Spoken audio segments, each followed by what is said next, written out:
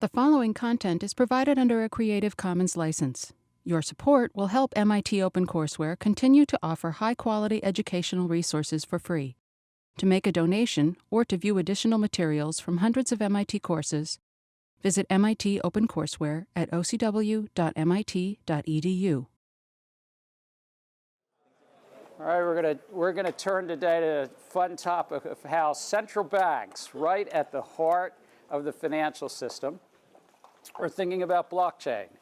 We're going to do this over two classes. We're fortunate that we have some real expertise in the room, and I'm not talking about myself, but Rob Ali, who ran the digital efforts at the Bank of England and is now, and has been for some time, part of the digital currency initiative over the Media Lab, is going to come up from time to time and give his perspective, not only from MIT's Media Lab's perspective, but also from the history of what he's done.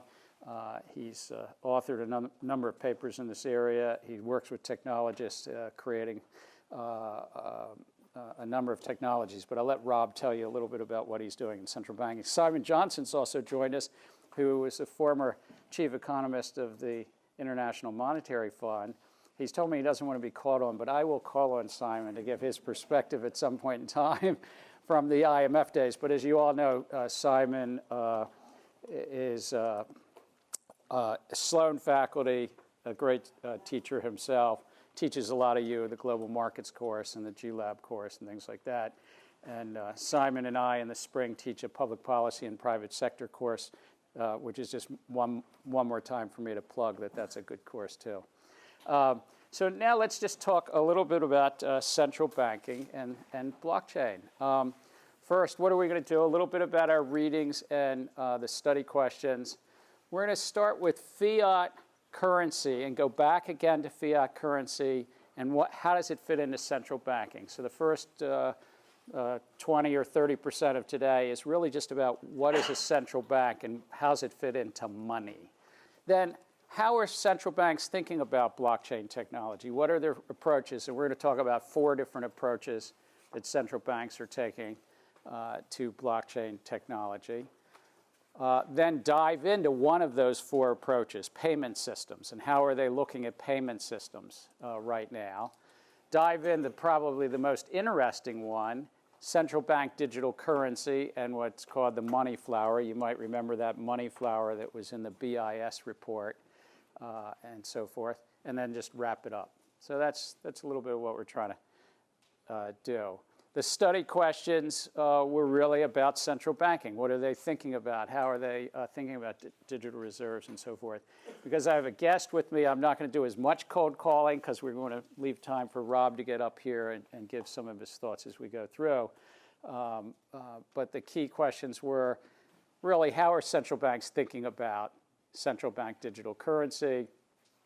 How might they think of the design considerations, which we're going to dive into in the latter part of the class, designing retail versus wholesale, access, should it be a token or account-based, interest-bearing or not. And we'll talk a lot Thursday about why Sweden right now has come out with their most recent paper, which was not an assigned reading because the paper came out about a week ago, but they're saying they're thinking they should make it interest-bearing, which I wouldn't have necessarily predicted, but that's where their thinking is as of October of 2018. And then what are the challenges that it might relate back to the commercial banking business, the credit markets, the economy as a whole? So that's a little bit of the background, and these were the readings. I apologize because this week is probably a little heavy reading, which meant you all skimmed rather than actually dove in. One of these readings, Broadbent. Rob, did you help write this speech that Broadbent wrote? No, I have to confess this is all Ben's work. I reviewed a draft that he sent around and made some comments on it, but I can't claim any credit. But anybody working in the central bank digital currency space really goes back to Broadbent's speech. I had assumed that Rob may have written it or reviewed it. And Garrett, who gave testimony in front of the U.S. Congress on these issues, is often quoted by the Bank of International Settlement, others. So if there were two that you really want to think about, the economics of money and central bank digital currency, Garrett and Broadbent are picked up a lot. The Economist piece was kind of lively and walked us all the way back to Adam Smith. Did anybody read the Economist piece and remember what he? Anybody remember the Adam Smith? James? I think he basically argued everything that's done right and wrong with fiat currency is exactly what's happening with Bitcoin. It's exactly what's happening with Bitcoin. And in the Economist piece, it talks about in the 1770s when they started to move a bit away from gold money to paper money, and they set up a clearinghouse in 1773 to deal with the paper that was going amongst and between all the banks, that Adam Smith apparently wrote that it was wagon wheels in the air, and that gold was the highway of money, but paper money and central clearing of that paper money was the wagon wheels in the air. So the Economist was basically saying, these debates are as old as time. Adam Smith was saying, you can promote an economy with wagon wheels in the air, money, but maybe that's what's going on now as well. So I've already introduced Rob, research scientist from the Digital Currency Initiative, and before MIT, he helped Broadbent. He won't say he did, but he helped Broadbent do everything he did at the Bank of England. And then Simon, who's taking notes feverishly. Did I get this right? Yeah, good picture. Not sure about that. What's that? Not sure about the picture? So fiat currency. Is anybody going to remind me what fiat currency is? Brodish? You were slouching in the chair a little bit there. Yeah. So fiat currency is the currency typically issued by the central bank or the government of the country, which is something that is normally the norm in the ecosystem to use as a mode of exchange. So it's issued by a central bank. It's the norm in the system. And what are two very important economic features of fiat currency that make it so widely accepted in any economy that we've talked about? One of the reasons is it's typically used as the means to pay taxes for that. All right, so taxes. And what was the other, the big one that almost every country you can use it for? Priya, are you looking at me? No? Sean? What? Yeah, you can use it for debt payments. So societies come together and say you can use it for all debts, public and private. You can use it for taxes.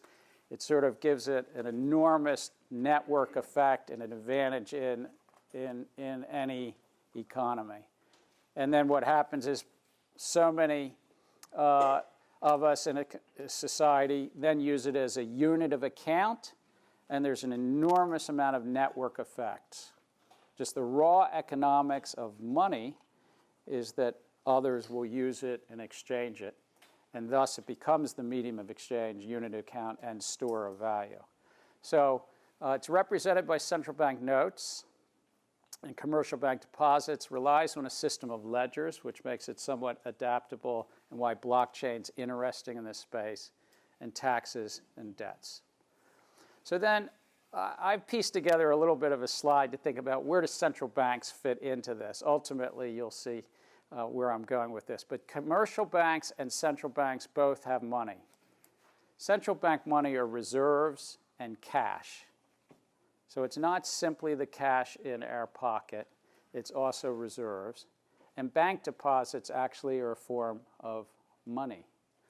So a little diagram. If the central bank is at the top, and these are a number of banks, commercial banks, reserves are the deposits that commercial banks have with the central bank. When central banking started 200 and 300 years ago, it was that commercial banks wanted something from the government. They wanted some backing. They wanted a lender of last resort. And they would have to open up accounts at the central bank. But today, when we have kind of unified ledgers, then the central bank issues reserves to the banking system, and those reserves are a form of money. The next thing is there's the public down at the bottom, Bob, Alice, and Charlie. We all have money, and it's called bank deposits. But there's one other piece of this puzzle, if I can get it, is cash. So 3 forms of money. We can all have cash in our pocket, as I commonly pull out. This here, right? I'm going to watch you, Hugo. I'm going to watch you. No, but what is that right there? Federal Reserve note. Right. That Federal Reserve note is a representation that at the central bank they're storing some value for me. It's got a serial number. That piece of paper itself is not the store of value in a sense, even though we accept it. Would you say that's a store of value? Some way. In what way is that a store of value? I know that it's worth $20 And why is it worth $20? because the central bank says so. Yeah. And see what happens if you hand it to Rob. He'll take it, right?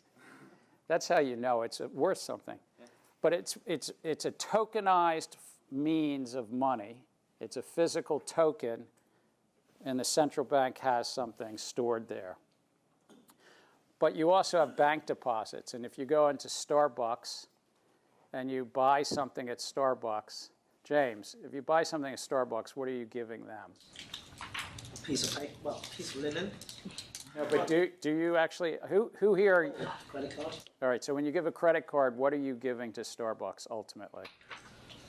a notion that I have some money in my bank account that they can take in exchange for coffee. In exchange for coffee, I hope you give them more than a notion. What will the payment system do, Ross? A receivable from the credit card company. They just have a right to get paid from the credit card company. Right. That company checks to make sure they're willing to. And ultimately, that receivable will be moved bank deposit to bank deposit. You'll never be handing them my $20 bill. That's my fee. What's that? All right, Rob, that's his fee. Teaching fees are cheap at MIT. But Ross, you want to go through that? So the receivable will be a bank deposit ultimately. And they collect it from the credit card company, Right. who's going to move money from their account to Starbucks' account, and then the credit card company sends you a bill. So there's 2 separate relationships. So when they're checking your card, it's just a credit card company checking its records to see if they're willing to issue the receivable to Starbucks. So what you're really doing is you're spending a form of money called bank deposits. And your bank deposit's going to go down, and what's Starbucks bank deposit going to do? Go up. So 3 forms of money: the cash, the deposits, and the reserves, because the central bank is giving some money. All of this is handled in accounts and a ledger structure, and we talked about it. So the accounts, there's central bank accounts and their bank accounts. It's just accounts are ledgers. I've just changed the words. And it's moved through a system, a payment system that we talked about last week, and I'm putting 2. Real-time gross settlement is that little box up there. Real-time gross settlement is a system between banks and the central bank. Almost every country has some form of real-time gross settlement system. Here in the U.S., we might call it the Fed wire. Or ACH. I see a lean. Is ACH real-time gross settlement, or maybe not? No, they're not real. Just the Fed wire. There's another one, but I forget the name. There are 2. Chips? Chips. Chips. So in the U.S., we have chips and the Fed wire, both real-time gross settlement. That's between banks and the central bank. And then you have all sorts of systems. What's in that little box is not as important to read, is basically to move between banks. So that's central banking and how it fits into money. Rob, how we doing? All right so far? You can come up here anytime. All right. What's that? All right. We got some feedback though. But so I just wanted to hit 2 things on cash. Cash in the economy is moving up a little bit. The BIS report, for those who read deeply, this is just a chart that comes from your reading. This is cash as a percentage of GDP. You'll see one arrow going down, Sweden. Sweden only has about 2% of their economy in cash. The US is going up. It's about 8%. We have a $20 trillion economy. We have $1.6 trillion of those $20 bills. So in most countries, it's going up. China, Japan, by the way, is close to 20% of their GDP in cash. I added this chart, Simon. This was to keep you guessing. Yes? Why is Japan so high? Why is what? Why is Japan's cash so high? Who do we have from Japan here? You want to answer this question, Akira? Japanese people tend to use actual cash rather than credit card. People would like to avoid using a credit card because they're using the account credit card number and code, 3-digit code. It's a little bit, old people feel uncomfortable to use that number. So a bit of a cultural. Cultural, I think, yeah, cultural. And technological. Or more culture. Yeah. So young generations like to use a credit card or e-wallet, but older people don't use that. I think what's interesting about this slide is a lot of the other central banks see Sweden as like the canary in the mine.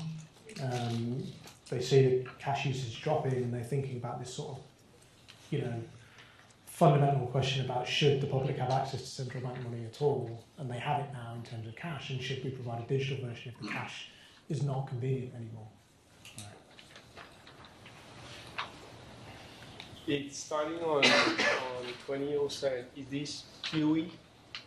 Or is it capturing the effect of the banks buying lots of assets in the market? So the question is does this reflect, because we start in 2007 to 2016, is there something else going on? The quantitative easing of central banks, but what else happened during this period of time? What fundamentally happened during this period, Ilan? The mortgage crisis. The mortgage crisis, or more broadly, the financial crisis. So there was, I think more than quantitative easing, I think that this whole sense that Satoshi Nakamoto tapped into too is central institutions are failing. So should there be a run to physical cash? Is this, it's not gold, but is this more in some cases safe than commercial bank deposits? Now my dad, if he would have been, well, he was alive during this period, but he would have been taking his money out of the bank and getting gold. Simon, you haven't heard this story, but my dad always had some gold coins and a few diamonds. He inherently did not trust government. He also carried a gun most days, too. He's in a tough business. But in this period of time, you couldn't easily get the gold. A lot of people went to cash. How much do you think the U.S. is 1.6 trillion, or 8% of our economy, is $20 bills like that and tens, and how much do you think is $100 bills? Anybody? It was not in the readings. I'm just kind of curious. What do people think here? I think the $100 bills are worth like 80% of the. So 80% of the 1.6 trillion. Does anybody have a different thought? That was pretty good. So here's a chart that I pulled out through 2017. Of the 1.6 trillion, it looks like about 1.3 trillion is $100 bills. So what's expanding in the U.S. is not the use of $20 bills and $10 bills. It's the use of the hundreds. And I could have put up another chart. Over half of those $100 bills are thought to be held internationally, and they're not even held within the 48 continental states in Alaska and Hawaii. They're not held domestically. So it's great to be a reserve currency. It's great to be a store of value. Ross. I was just going to ask the store of value question. Maybe I misheard you before, but when you were passing the $20, you said, is it a store of value? And I thought you said no. And if half of that is hundreds overseas, then that's the store of value. That's what people are for. Yeah. I don't think there's a real answer to it. I would say this represents a store of value ultimately on the central bank's ledger, because the central bank could, if they wish to, deny use of this. They haven't for decades, but I'm saying somebody could say that's a bad serial number. But most people would say that $20 piece of linen is a store of value. But I was going to ask, would you expect the velocity of these to be like inversely related? Like with $20 bills, I mean, they probably have a higher velocity than $100 bills, especially if they're being used as store of value, right? Yeah, so the question is the velocity of 20s higher than hundreds? Yes, meaning they turn over faster. And one measurement of it is how quickly these currencies, these linens, have to be replaced. And $1 bills, I think, have an average life of about 18 months. They keep coming in and out of the system. And I'm not entirely sure, but I think 20s are maybe 3, 4, 5 years. In essence, these are all signed by secretaries of the treasuries, and I apologize for those who aren't Americans, but it's hard now to still find Rubin's, Bob Rubin, or Benson's, which was early 90s, signatures on the $20 bills. Now, part of that is because the currency design keeps changing. So hundreds aren't used as often. They have turned over since the currency design has changed, because even in illicit activity, you'd prefer a new 100 to an old 100, because a new 100 is more secure. It's less able to be counterfeited. And when I served in the U.S. Department of Treasury, I had to spend a lot of time, because I chaired something called the Interagency Counterfeit Deterrent Committee. And I had to meet in these secure rooms where they locked us in, and you learned about who was counterfeiting the money. Brodish. Let's go back to the last slide. So what I see here is that the vertical shift in most of the economies is smaller, which I am hypothesizing that the value of transaction in cash are also for the lower transaction values.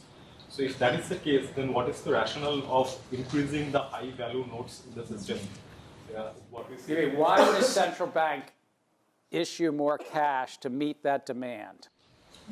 I mean, why more $100 notes compared to the smaller denominations where the cash transactions seem to be more low value transactions? So Brodish is asking why in essence is this happening? Well, a central bank has a couple of choices. They can issue paper currency to meet demand, and the demand is really as evidenced through this thing called this. Does the public ask for the cash? And that's what's largely happening. Or can they put some quota system, or by government fiat, like in India, where they said, no, you have to hand in all the old banknotes. And there was an active desire in India to take cash out of the system. But in the U.S., we have not had that. We have not had any, real large government interest of taking it out of the system. And so what you do have is you have more and more demand for hundreds as I'll call store of value, whether it's for illicit activity or straight up appropriate, activity. And the central bank is facilitating that. This entire 8% of our GDP, or $1.6 trillion of notes, is interest-free borrowing for the U.S. government. So there's seigniorage. Eric. Yeah, I just wanted to make a quick comment regarding the store of value. And going back to what we discussed at the first classes was that it is actually a social construct that believe that you're going to solve debts or pay taxes without fiat currency. That reminds me of a story. There was this is true, this was a South American drug lord family. This drug lord was on the verge of being caught. All their assets were being seized by the government. And the story is told by his son. He was actually sitting in the one apartment, surrounded by piles and piles of dollar bills, which they actually couldn't do anything with.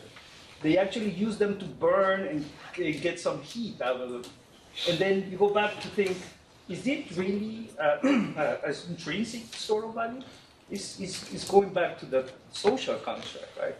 Because their money wasn't good for any merchant in that specific South American country. Right. So it is. If your point is it's a social construct, I'm concurring, agreeing. In that case, maybe it was also a little bit of time value of paper money. He was about to get arrested. You know, so there might have been that. So I don't know enough about that circumstance, but for sure. So let's move a little bit on to central banking. And I choose the U.S., but it's true around the globe. So there are economic policy goals that central banks have taken on. In the U.S., it was captured, written into law in the 1970s, 1977 to be precise, something called the dual mandate. Interestingly, the U.S. dual mandate for the central bank has three things written in law. This is a quote: promote effectively the goals of maximum employment, comma, stable prices, and moderate long-term interest rates. That is what's known as, in the U.S., is the Federal Reserve's dual mandate. You might say it looks like three mandates. Simon, do you have any thoughts? Well, the central bankers will tell you that stable prices are the best way to moderate long-term interest rates, so that's one of them. And thus, mostly people call the dual mandate is price stability and maximum employment. And then some central bankers would say the best way to promote maximum employment is stable prices, depending upon how. You wouldn't say that if you're going for Senate confirmation to be a member of the Federal Reserve Board, but am I not right? That some economists... If you were up for presidency of the ECB. If you're up for president of the European Central Bank. I have to say that. Because they only have one mandate. So around the globe, central banks might have different mandates, but almost, I would say, though I haven't studied 180 central banks, all of them would have price stability, or to ensure that there's not much inflation, because they are in the business of having the public mandate to secure the money. That's the core thing. Now, what do? They manage money. And I think of it as supply and price. So these are Gensler's way to think about what central banks do, but it's about supply and money. Supply is physical cash. Do we keep issuing more physical cash, this 1.6 trillion of cash? But there's broader things called monetary base. This was not in the reading. Does anybody want to tell me things like M2 and M3? What anybody taking a finance course? Are you studying what monetary base is, or M1 or M2 or M3? There's no reflection on you. It's maybe a reflection on Sloan. I'm just asking. No. So there's different measurements of money that central bankers will monitor and manage. M1 is usually the hardest core money. It used to just be cash or cash and demand deposits. In the U.S. system, it's about 3.5 to 4 trillion. So about half of it's the cash. And then they add the Federal Reserve says demand deposits in a bank are just like cash. And this comes back 4 and 5 decades ago, started to say the hard money, M1 is that. M2 includes the rest of deposits. So M2 in the U.S. is somewhere in the order of $14 trillion. In the U.S., there's about $13 trillion, or 65% of our economy is in deposits. The banking system has. Every country that you're from has a different number. I'm just using the U.S. as an example. So deposits make up more money than cash. Cash is about 1.5 to 2 trillion. Deposits are 13 trillion. You add them together, you roughly, I'm using this term loosely, M2, which is a wider form of money, is about $14 trillion here in the U.S. There's also an M3, and there's other measurements of money. So the Federal Reserve tries to manage that, and they manage it not only by how much physical cash is printed, but it's also the leverage in the banking system. If you let a banking system be highly leveraged, then you're, in essence, creating more money. If a banking system needs more capital, then it's going to have fewer abilities to expand the economy. And those are the big tools that a Federal Reserve or the Bank of England or any central bank has to basically shape the supply of money. But there's also things they do to shape the price of money, and that's interest rates. The price of money is like, I'm lending Rob money, he's giving it back to me in a year, what's the price of money? And it's that. So two big tools, supply of money and price of money. If you ever want to be a governor of your central bank, you're in the fiat money business. Rob, any thoughts today? Yeah, I think that's, that's about right. And obviously this all sort of, like modern central banking came in the mid-70s when Bretton Woods came to an end. So this is like floating exchange rates and all the rest of it. And there's some good books about this. There was there's a recent book came out, the history of the Eurozone, like monetary union in Europe, which is about 40 years old, give or take, the different schemes. Shocker Modi, his name was, a guy at the IMF, I think, worked on the Greek crisis, and he wrote a very good book about like the history of monetary union in the European Union and how that worked. And this goes through a lot of this, like basically goes from the end of Bretton Woods to, I think, the Greek crisis. So on one weekend in 1971, if I've got my year correct, early 1970s, Richard Nixon took to Camp David, which is the presidential retreat in Western Maryland. The leaders that he needed to get together in one weekend, the head of the Federal Reserve, the head of the Undersecretary for Monetary Affairs at the Treasury Department, who was happened to be Paul Volcker at the time. But he got together 4 or 5 people in one weekend and took the U.S. off the end of the gold standard. We kind of went off the gold standard in the 1930s, but after World War II, there was an international consensus, Bretton Woods, and there was still that central banks to central banks could exchange money for gold. So we were still in somewhat a gold standard. And Rob might have a different point of view. A good friend of mine, Jeff Garton, is writing a book about that weekend. He was dean of the business school at Yale. But the French had asked for some of their gold back, and they got it back. But then the British started to make noise. Bank of England started to make noise that they wanted some of their gold back, and Richard Nixon had a challenge. So he decided he'd just take us off the gold standard. And there's a lot of historians debate whether the Bank of England forced it or not. Simon? It wasn't their gold, it was our gold. They wanted to exchange their dollars for our gold. That's what Nixon didn't want to do. I see. So Professor Johnson is saying it was actually... U.S. gold. Wait, it was the U.S. gold or the UK's gold? They had dollar balances that they accumulated, which was all fair and good. And under Bretton Woods, you could convert your dollar balances into gold until Richard Nixon said you couldn't. Right. And so the question was, whose gold was it? And under Richard Nixon's view, and I think Simon's agreeing, it was, I didn't know because you're a dual citizen, aren't you? I just didn't know when you said our gold, whose gold. That was my American accent. So your British accent was throwing me off. Okay, so Richard Nixon would agree with Professor Johnson that it was our gold. And the British to this day would say, well, we didn't really ask for it back. There was kind of making some noises about this. I don't know if that might even be.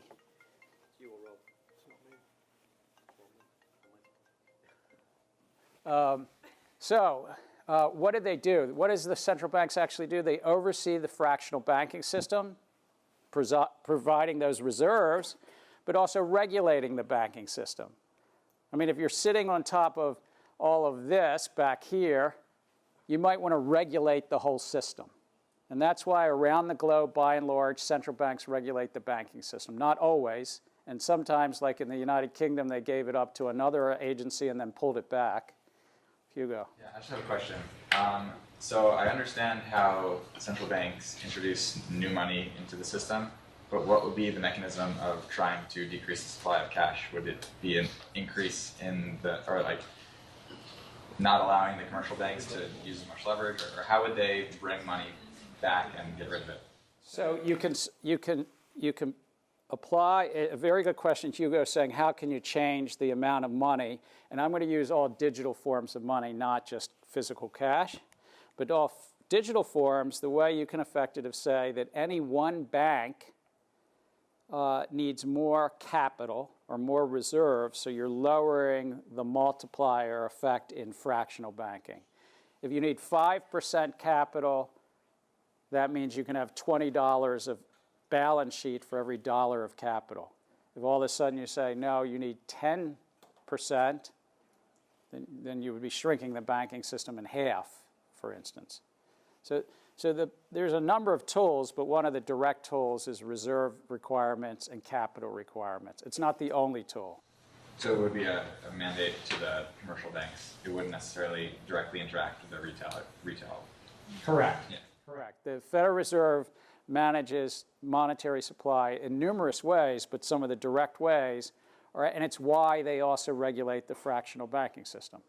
They have that direct need.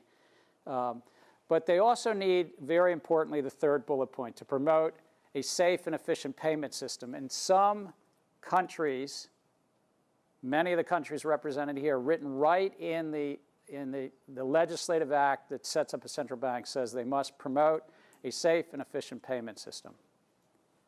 And if it's not written into legislation, it's at the heart of every central bank. They are also the lender of last resort. When banks fail, they come in and support them. Our central bank was set up in 1913. In 1907, we had a crisis. Banks were failing all around. Does anyone know the history of that crisis? Who actually was the lender of last resort in the U.S. economy in 1907? And it was not the U.S. government. J.P. Morgan. And not J.P. Morgan, the bank, J.P. Morgan, the man. The man.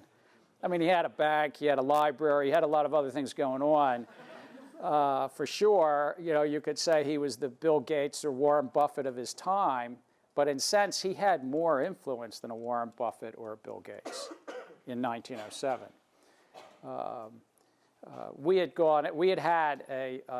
In fact, that picture in the upper right corner is the first bank of the U.S. in Philadelphia, set up in 1791. It was set up with a 20-year charter. Hamilton and Jefferson had a huge fight. The Congress passed the law to set up the first bank of the U.S., and Jefferson was Secretary of State, recommends to President Washington, veto it. Hamilton's wrong. Washington gave Hamilton 1 week to write him a report. It's a really well-written report. I have not read it in a number of years, but I went back and read it when I was at Treasury. 1 week later, Washington signed the bill. Jefferson never forgave Hamilton for that and many other things, but it was a compromise. It only lasted 20 years. In 1811, we no longer had a central bank. So we had a love-hate in the U.S. with this central authority and central banking. So I've often heard sort of crypto anarchists say that, because fiat currency isn't backed by the gold standard, or because of fractional reserve banking, that fiat currency is sort of worthless. I guess what would your response, or the bankers in the room, what would your response to that be? Well, I think, it comes back to this money as a social construct thing, right? And anything can be money if you want it to, or almost anything. So if you've got a big enough group of people who think something's money, then it's valuable, and that's true of the US dollar and of Bitcoin. But I guess the question is, how do you generate trust in the system? And I guess the US government generates it through having a nation state and an army and a treasury and everything else, whereas Bitcoin has this network of miners and this code that people, put their faith in. So it just generates the trust in a different way. But to say money's only worthless if everybody thinks it's worthless, or a significant group of people. So the Zimbabwean dollar is worthless, right? But fiat money is a general concept being worthless. I mean, it's now you've got a choice. You can choose Bitcoin or any other cryptocurrency if you want to, depending on your preferences. But I think it's difficult to maintain it's worthless when lots of people use it all the time and can exchange it for goods and services. And I think also fiat currency has had a lot of challenges and crises, usually related to either poor fiscal policy, that the nation, the government state, is overspending its taxing ability, because taxes are revenue and then the spending, often related to wars, but not always. Or two, the monetary policy. In essence, a lot of printing of money. In the old days, it was physical printing of money. In the new days, it's digital. It's the overseeing of the banking sector. And some of the biggest banking crises have led to a significant, in essence, expansion of the monetary base. Maybe it was lending against real estate in a housing bubble in Ireland or other countries and so forth. But we're not unique in the US to have housing bubbles. And that can undermine the social consensus about fiat money. Take China in the late 1940s, where every few minutes you had to worry about, did you have enough suitcases of physical cash to pay for your restaurant bill if you were at a restaurant, and so forth. And any country that's in the midst of hyperinflation, you usually then the social construct falls away. But it's rare that it hasn't been replaced by another fiat currency, maybe with a stronger military or a stronger central bank, but after some crisis. Occasionally, it's replaced by another country's fiat currency.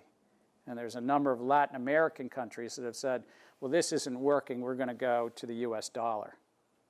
And just be darned, we're not going to trust our sovereign, we're going to trust somebody else.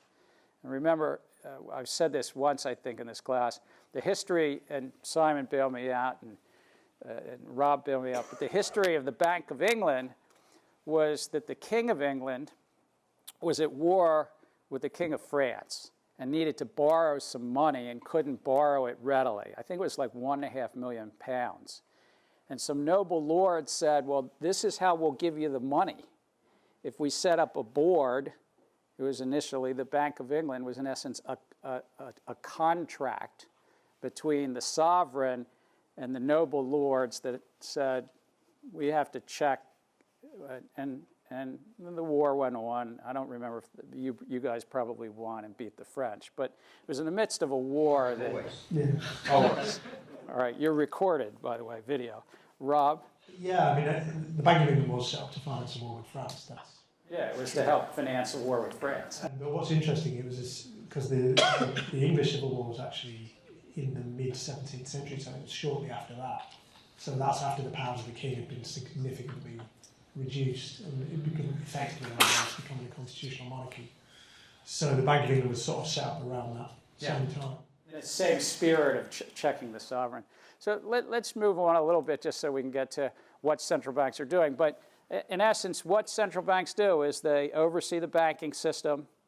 I mean, they promote the economy through stable prices, and in some countries also this concept of a dual mandate.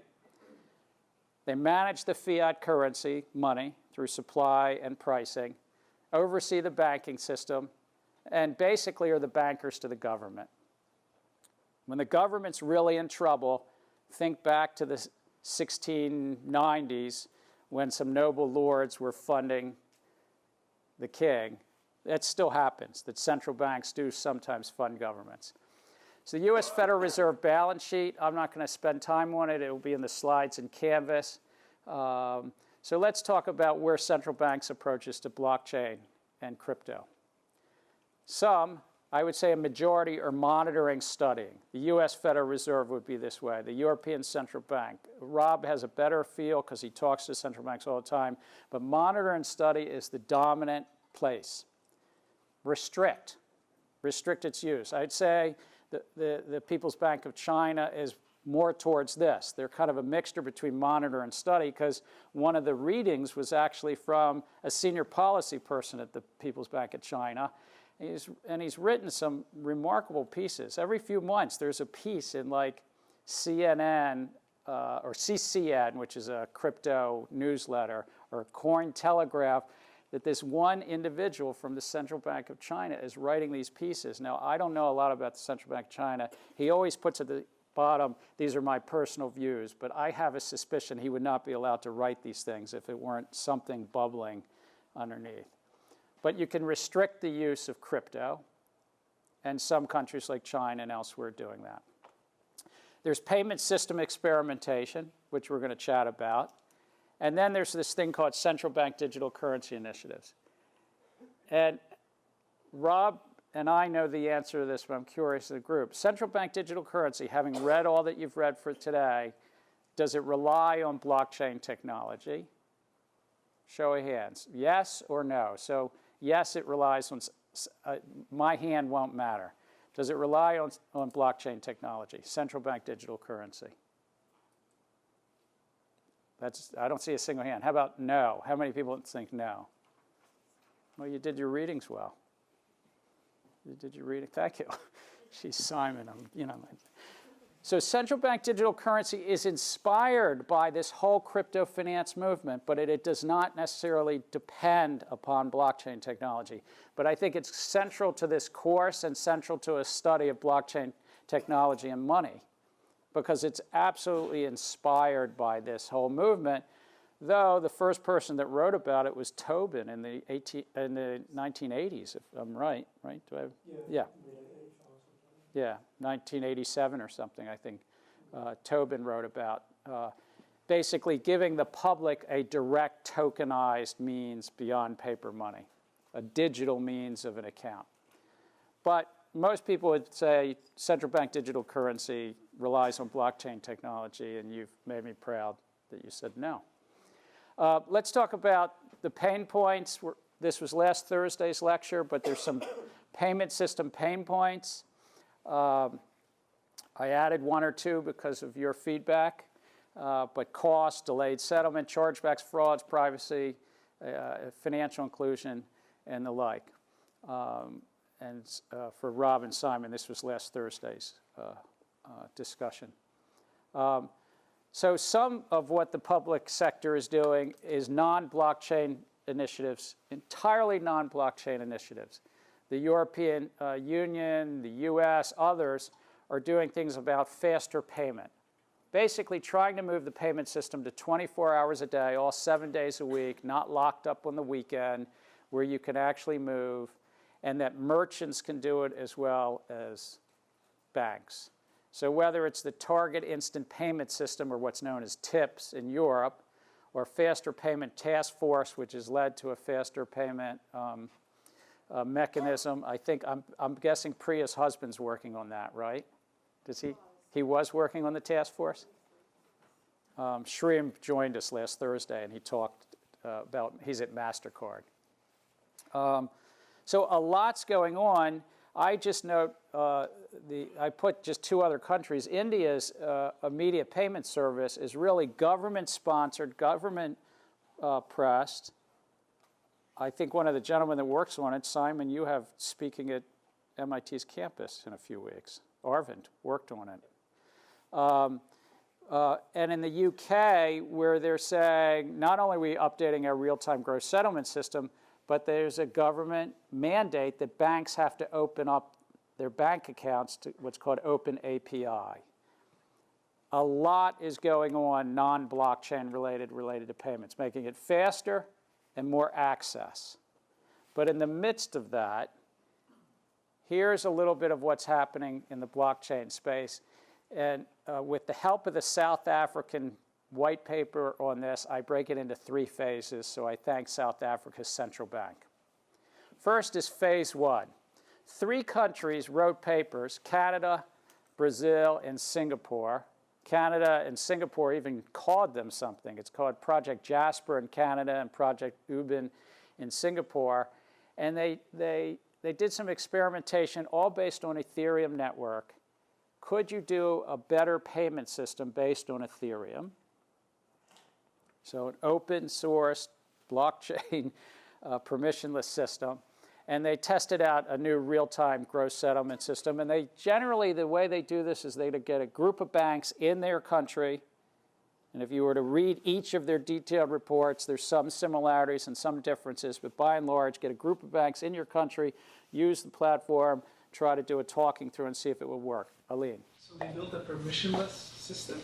They were trying to see if they could use the Ethereum network to build a better payment solution.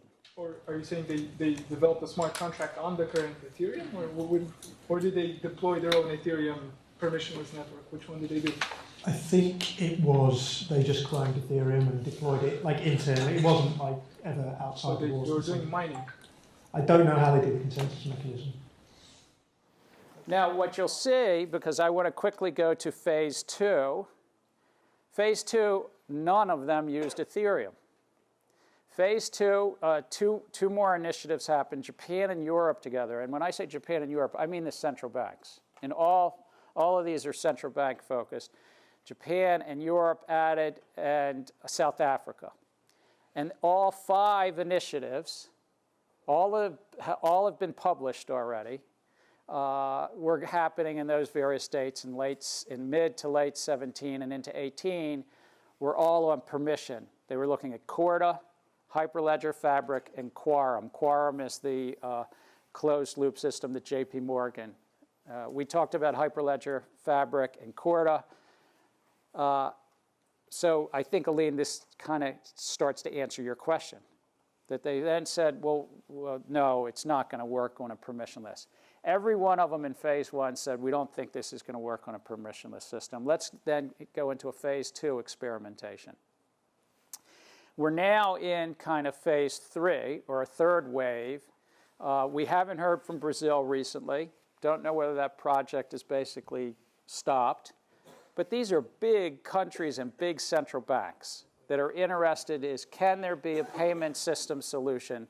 So I'm just going to talk about Singapore for a minute and give you a flavor for outside of the readings, but a little bit of what the Singapore project is. But it captures all of these by just talking about this project. This is from their papers.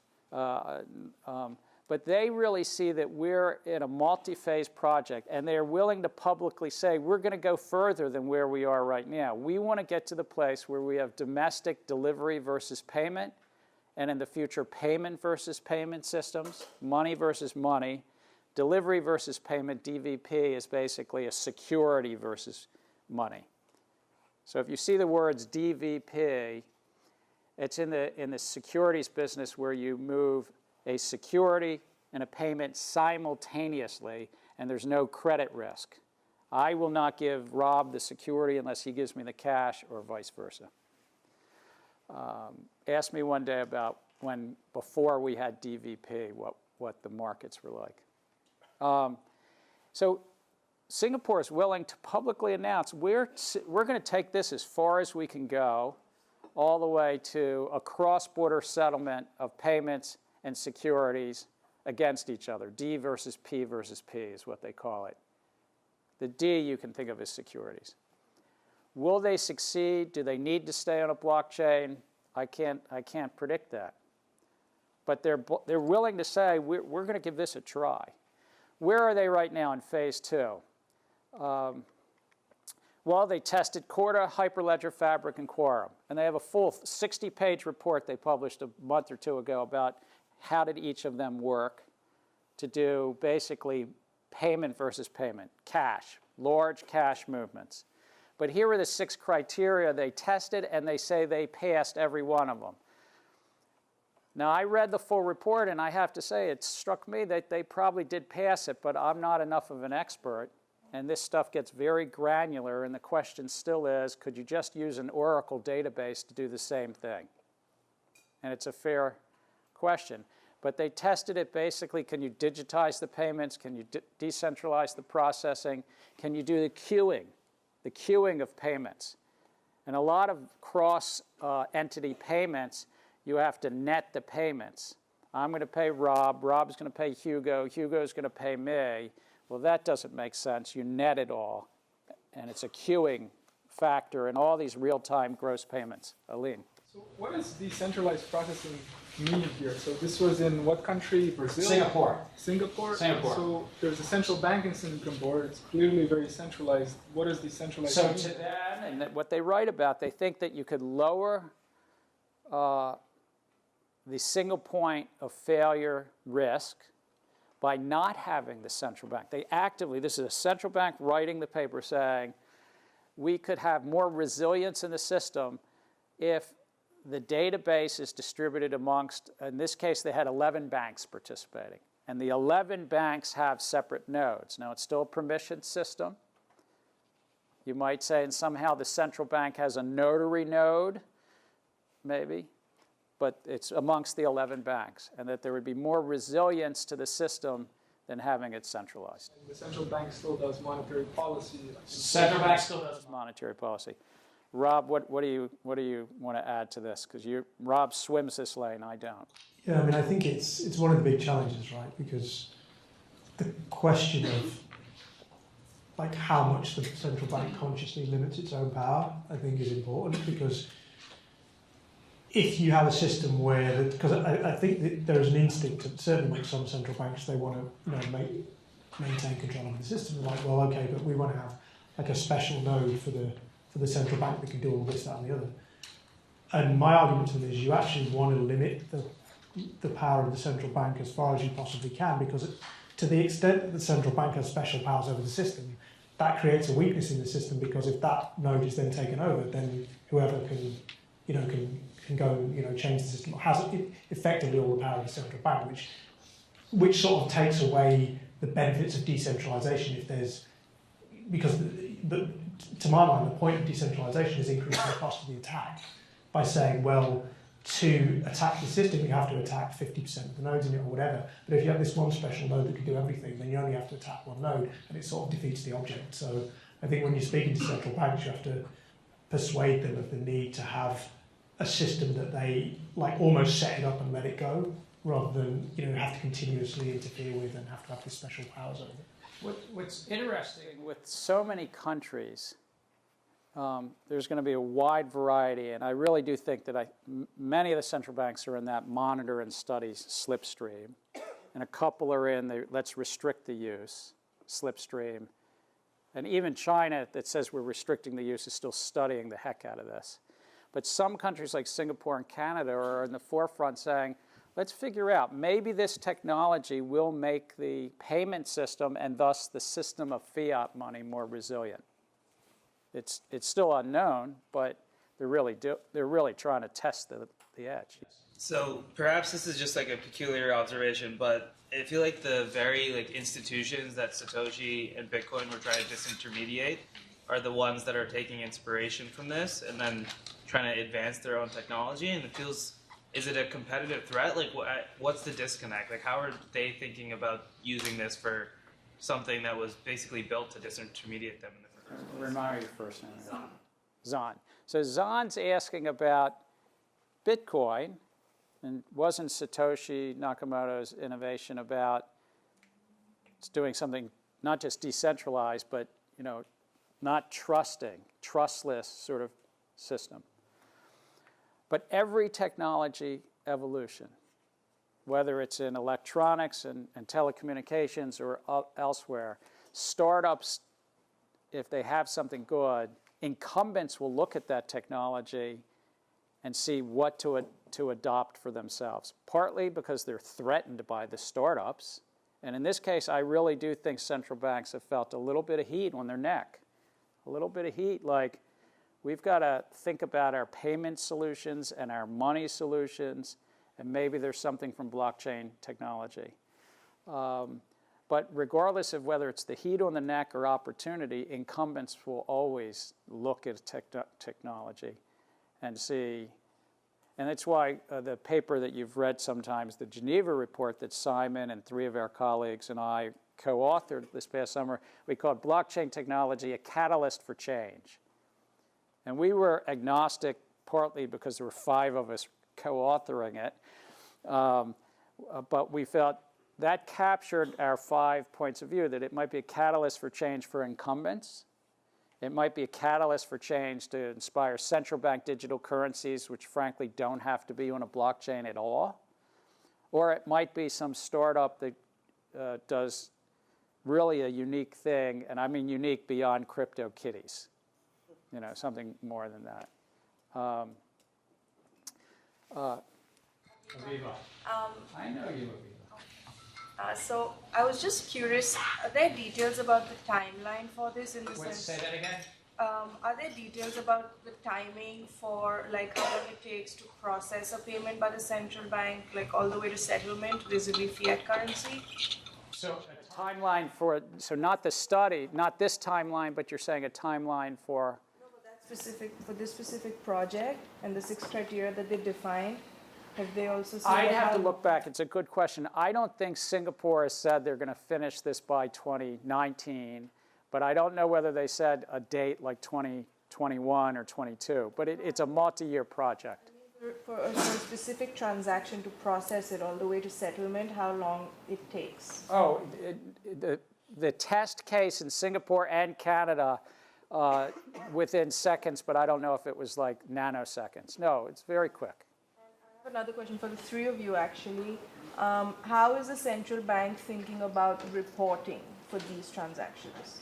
Or is it a later stage problem to worry about? Well, the reporting, as I have read these reports, and then I want to move on to central bank digital currencies, which we're going to be largely talking about Thursday, but I want to set it up because Rob won't be with us Thursday. Reporting is, this is a ledger. This creates a database. This permission blockchain amongst 11 banks in Singapore, and it was just a test, is basically a form of a ledger. So I don't think they built out any customer user interface and reporting that way, but the transaction ledgers were kept similar to bank ledgers as I understood it. But they didn't build out a user interface. Unless, Rob, you know any otherwise. No. So let's talk a little bit about the next and the toughest, central bank digital currencies that may or may not be based on blockchain technology, but they're absolutely inspired by blockchain technology. So central banks currently issue digital reserves. We saw that earlier. It's digital money already. And then physical tokens. I keep my eye on this physical token here, right? So that's the form of money. Commercial banks then issue bank deposits. In the US, that's about $13 trillion to the public in bank deposits, and there's only $1.7 trillion of this. So bank deposits are the biggest form of money, and it's all digital. Essentially, bank deposits are intermediated central bank digital currency. Those are my words, but it's digital currency bank deposits. It's just not directly with the central bank. It's intermediated in between. If you sort of go back to that flow chart that I had earlier. So the private sector is also experimenting with stable value tokens. We're going to talk about that Thursday. There's some readings. I'm not going to dive in now. So there's a little bit of competition. So it's like Zan's earlier question. The private sector, Circle and Tether and others are having these stable value tokens. So there's a little bit of competition coming that way. So the strategic question for the central banks is, should we allow direct access to digital reserves? We have this intermediated central bank digital reserve called bank deposits, but should we have something direct to us? Like cash is a direct relationship between the central bank and the holder. That's really the strategic question when you, I believe, when you move away from the technology. You don't have to know about hash functions or anything. That's the strategic question. Why do I think there's some opportunities? And we're going to dive more into this Thursday, but I want Rob to see if he wants to speak about this and tell us. I think this is a real question, and Sweden has highlighted it. They want a continued involvement in the means of payment. Sweden is already down to about 2% of GDP or 1.5% of GDP as their They're kronas, the physical kronas. The U.S. is still at 8 or 9%, but they're saying nobody's accepting physical kronas anymore in Sweden and Norway and so forth. Pretty soon, most retailers will not take them. So they're saying maybe the government needs to have a continued direct relationship. Could it promote competition in the banking system? Because otherwise, if you don't have it, then the banks are controlling the payment system and the means of payment, promoting financial inclusion. Not everybody will have a bank account. Well, maybe they could have some digital form of central bank money instead of a bank account. The pain points, and I would say for some countries are clearly looking at central bank digital currencies to avoid U.S. sanctions. Venezuela and Iran both have projects for central bank digital currency. Sorry, question? And so here, of course, blockchain technology could be relevant. For these 6 reasons, or 5 reasons, you didn't need blockchain technology. But I'm going to say blockchain technology could be relevant. Fiat currencies on a ledger, verification and networking costs are critical to the economics of money. So I wouldn't count blockchain technology out of this, because blockchain technology can lower verification and networking costs. But I think we're too early to know whether blockchain technology will be at the center of central bank digital currency. But it could have an effect. So the challenges, and again, we'll dive more of these Thursday. Rob, you want to say anything about these challenges? Yeah, I mean, I think Ben's speech was good on... Ben Broadbent's speech. Yeah, Ben Broadbent's speech was good on outlining this. I think the fundamental one is this: how do you fund productive enterprise in the real economy, right? That's the real... How do you fund productive enterprise in the real economy? And at the moment, certainly in the UK and Europe, and I guess to a lesser extent in the US, but it's largely true for the US as well, is that you're very much reliant on bank lending. And if you do something which essentially drains deposits from banks, are you like fundamentally changing the nature of the system? And how are you going to create a system which allows people to like fund mortgages or fund businesses or whatever it is? And I think that's the big challenge. So I think that's like the central question, which I think is the bullet 3, effects on credit allocation and economy, is the thing that I think weighs on central bankers the most. So basically, if you disintermediate the banks, and the banks are not collecting, again using US numbers, 13 trillion of deposits, but only 12 trillion of deposits, or maybe 6 trillion of deposits, what are we doing to credit allocation? Because for 3 to 5 centuries, or certainly since the Industrial Revolution, banks form an important feature in our economy to promote the extension of credit. And we had this 6 or 8 lectures ago, this graph that in the US, debt to our economy is about 3.8, or 380% of our economy in debt. It's not all bank debt, but bank debt's a big piece of that. Can you move credit allocation away from the banking system? Well, the answer has got to be in some level, yes.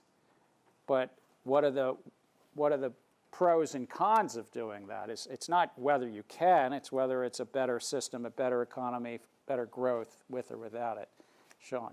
I was just curious, can you use like different interest rates to kind of to represent different level of risk, and then use a differentiation interest point as a way to fund the corporates? They can get the loan from central bank, or they can get the loan from...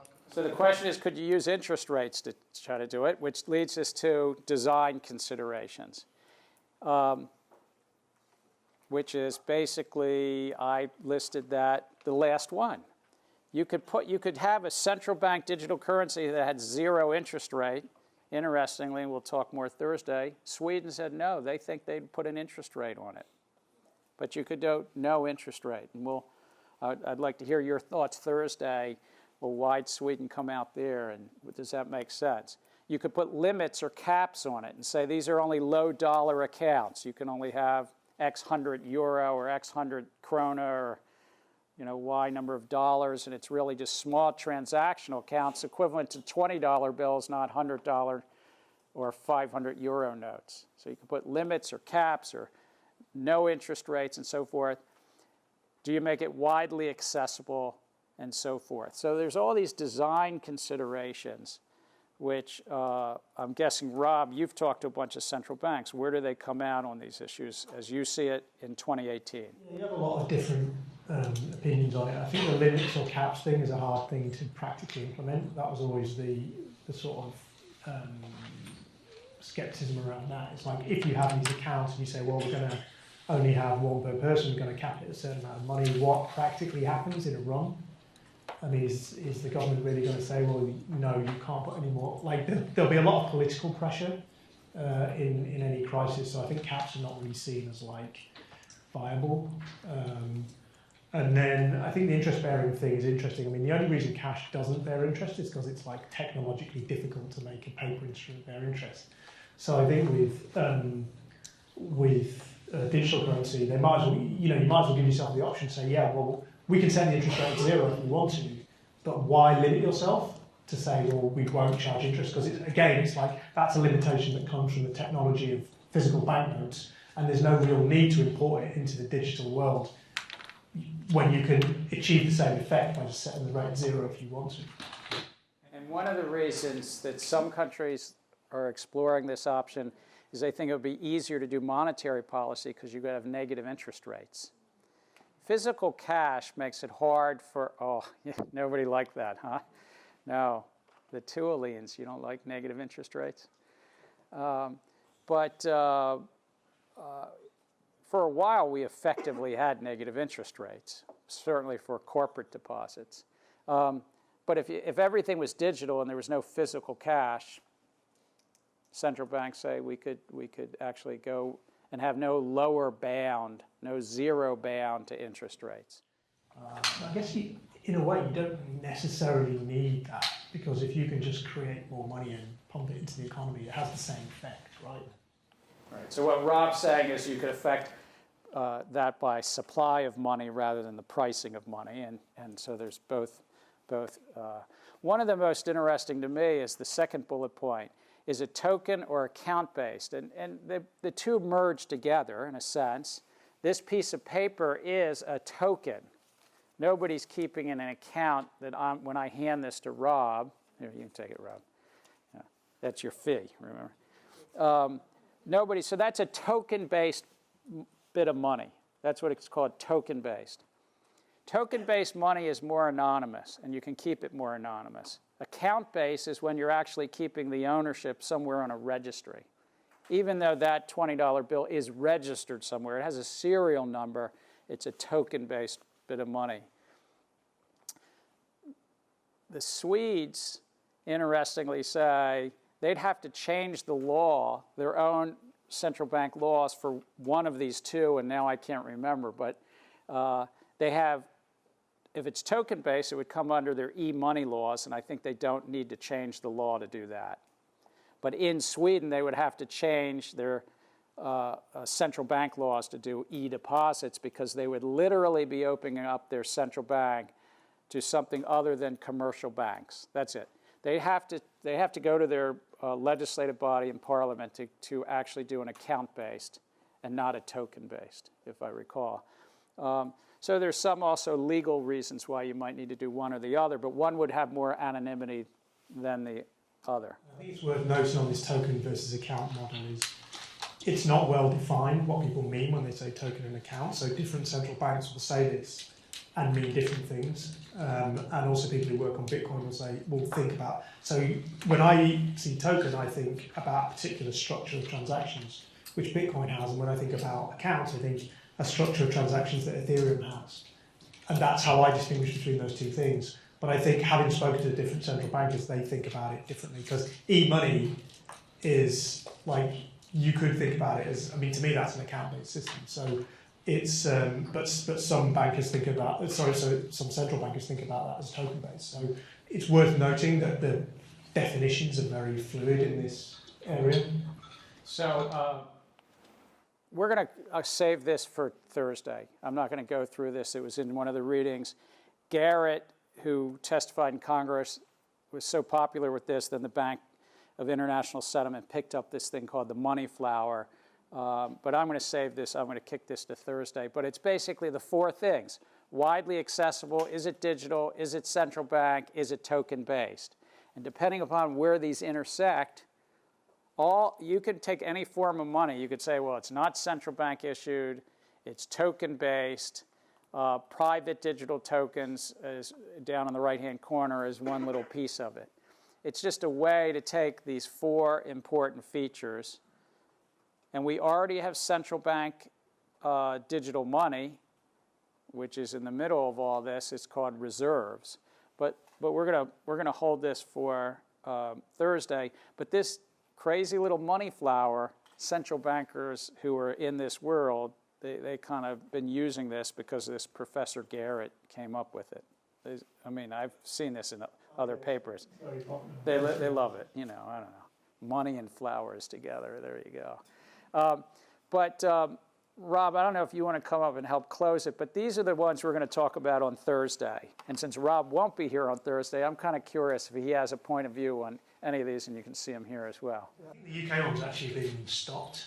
So I read something recently that the UK government, and I assume at the prompting of the Bank of England, although their fingerprints are not directly on it, I can imagine that they were behind it. I think Uruguay's an interesting one.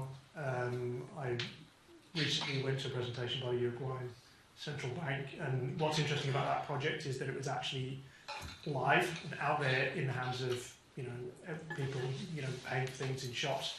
And I think that's what distinguishes it from a lot of the other projects. So, for example, the ones that Gary was talking about earlier in, say, Singapore and Canada are really just in-house proofs of concept, whereas the Uruguayan project was something that actually has worked, and they've taken their learnings from it. The Swedish one, again, is fairly early stage. There is the e-krona is not out there yet. They've just sort of started to explore it. Tunisian one's interesting. I've spoken to one of the guys working on that, and again, that's interesting because it's a live project and it's continuing. Unlike the Uruguayan project, it's a continuing project, so it'll be interesting to see how it plays out there.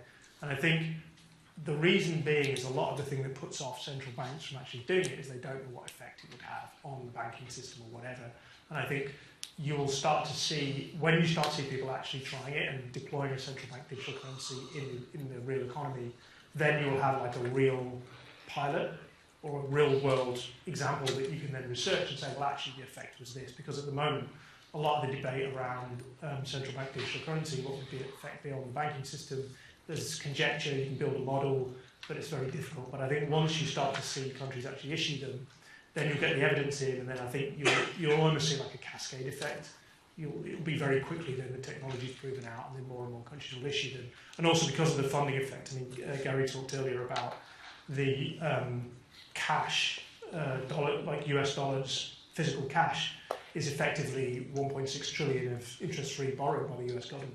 And if, say, the US government issued digital dollars, then arguably you could retire half the national debt and replace it with money. So there are these big sort of fiscal implications, and the Bardier and Commonwealth paper, which is my colleagues at the Bank of England wrote, I think, 2 years ago, sort of addresses that fiscal element, and I think that will be a big attraction to politicians looking to spend money.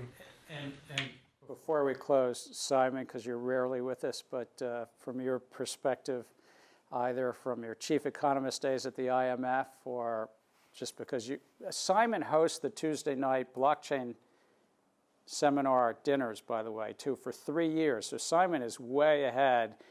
One might say he was kind of a blockchain Bitcoin maximalist 3 years ago. I think you've moved more to the middle. You can self-declare where you are. And Simon Johnson and Neha Narula and Michael Casey and I are going to be standing up a blockchain lab course in the spring. So Simon, your question is, what do you think about all this? And maybe for both of you in the last minute, when are we going to see a true central bank test this out? I mean, there's 9 of them on this page that are kind of feeling it out, but... Yeah, I don't think there's any technical problem here at all. I think, Rob and his colleague worked this out a long time ago. I think the issue comes down to what Rob said. What does it do to credit? And who really wants to find out the hard way? And what does it do? What happens in a crisis when everyone, let's say you're not paying interest on the digital central bank currency and you can get interest in your bank account, but there's a crisis. And you say, well, I don't want to have this is be holding the liability of a private bank anymore. I want to be holding the liability of the central bank. Doesn't everyone run to the central bank? And what does that do to credit? Right. And how are you going to figure this out without actually running something live and on it? And two predictions. How many years before a country actually, because 180 countries, 9 of them are already bubbling around. 2 of these, Ecuador stopped, Uruguay maybe stopped, and the UK Royal Mint might have been stopped by its own government. But when do you think we're going to see a country actually have a direct digital account to their reserves for the retail public? It could be a couple of years. I mean, Tunisia is the closest of the ones on that list. A couple of years. Yeah. For the first one, yeah. I mean, I don't think it would be widespread after 2 years, but within 2 years it wouldn't surprise me. So when back together on Thursday, we're going to dig back into these 9 and talk a little bit more about the money flower and the readings, which I think, as I always do, I list them. Some of those are more fun and they're shorter readings as well. So I will see you all on Thursday at 2:30 to 4, and I thank you once again.